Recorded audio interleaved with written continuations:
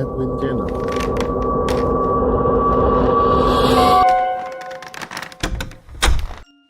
Setelah beberapa menit beristirahat di pos lowong datar, mereka memutuskan untuk melanjutkan perjalanan mereka menuju pos kondang Amis. Mereka tampak sangat ceria dan sangat senang. Jalur pendakian Linggarjati ini adalah jalur legendaris dan terkenal dengan tanjakan yang tidak main-main.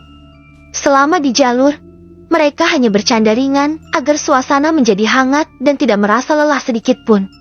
Mereka melewati hutan pinus yang berada di kanan dan kiri. Ika, Kasya, Hasmi, dan Alana sangat senang sekali dengan pendakian pertama mereka ke Gunung Ciremai via Linggarjati. Sebenarnya ada jalur yang lebih mudah untuk dilewati, namun mereka tidak tahu di mana letaknya.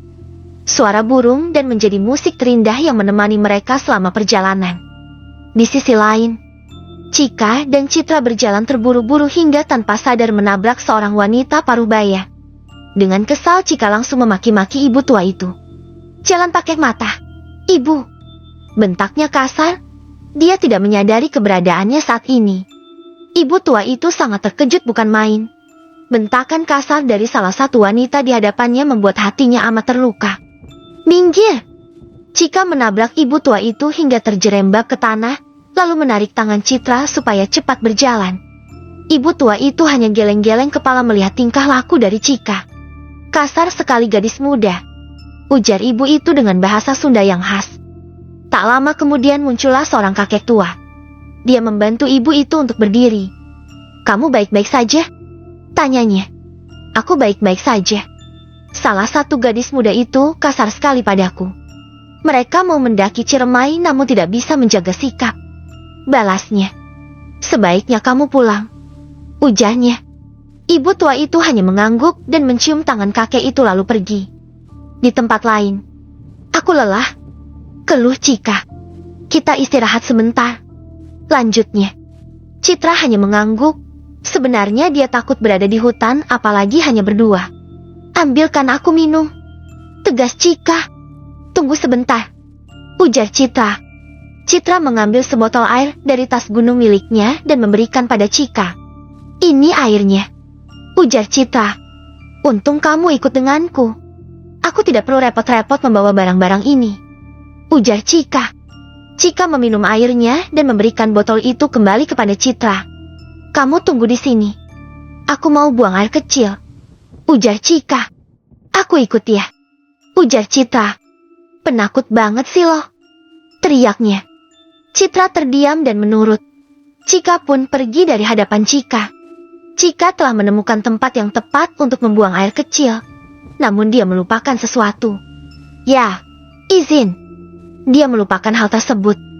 Setelah selesai Chika langsung pergi begitu saja tanpa mengecek ulang posisinya membuang air kecil. Tidak jauh dari tempat buang air kecil itu, ada sebuah makam tua yang tanahnya sudah basah dengan kotoran milik Citra.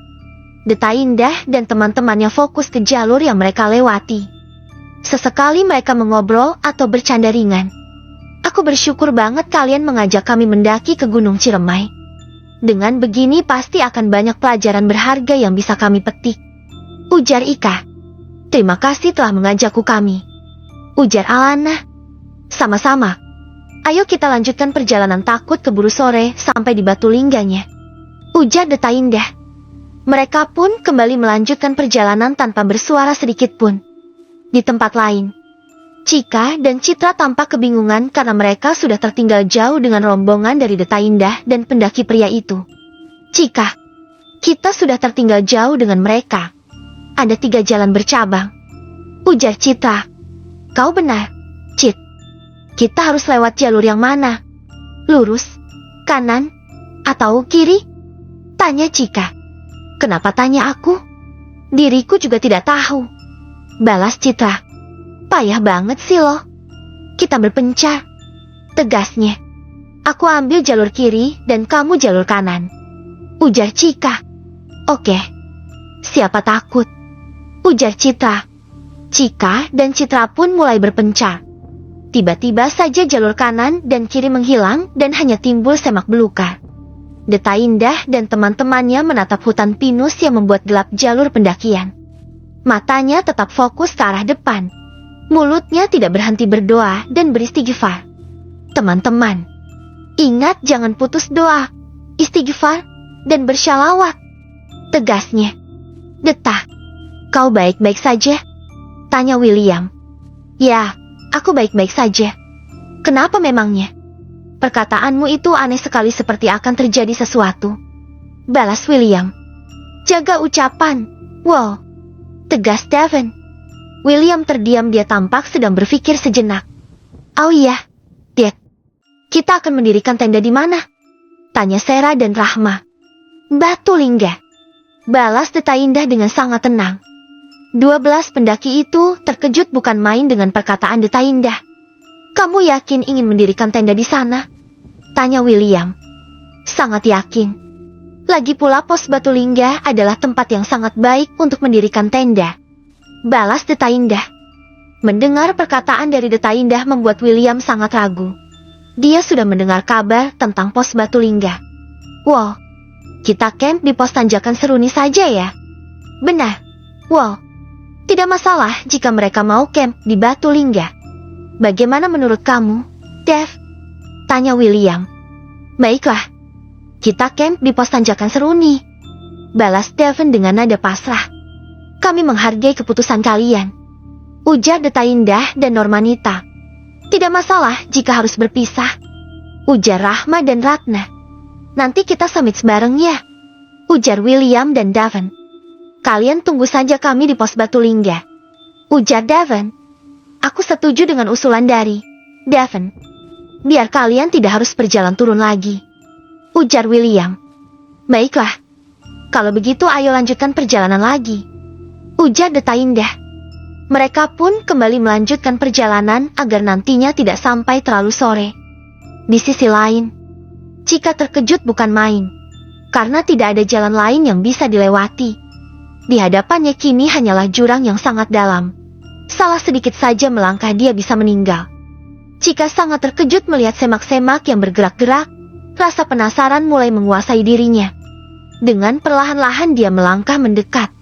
Gerakan di balik semak-semak itu semakin kencang. Saat dia ingin membuka semak itu, tiba-tiba saja sesuatu melompat ke wajahnya. Cika terkejut bukan main dan langsung berteriak kencang. Teriakan kencang itu membuat makhluk itu tersenyum menyeringai. Ternyata yang melompat ke wajah Citra adalah burung gagak.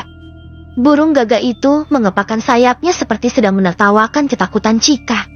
Cika membuka matanya dan tampak marah kepada burung gagak itu. Dia melemparkan batu besar ke arah gagak itu. Burung sialan. Umpatnya kesal. Cika melemparkan batu besar yang ada di genggamnya ke arah gagak itu hingga burung tersebut mati. Akhirnya kau mati juga burung sialan. Ujar Cika. Cika pun bangkit dan memutuskan untuk kembali ke posisi awal karena dia telah salah mengambil jalur. Baru beberapa menit melangkah tubuhnya bergetar hebat. Sesekali dia melirik burung yang telah mati mengenaskan karena dia bunuh dengan batu. Tiba-tiba saja burung itu telah berubah wujud menjadi kuntilanak. Dia tersenyum penuh kemarahan pada Cika. Cika terkejut bukan main dan langsung segera pergi dari tempat itu.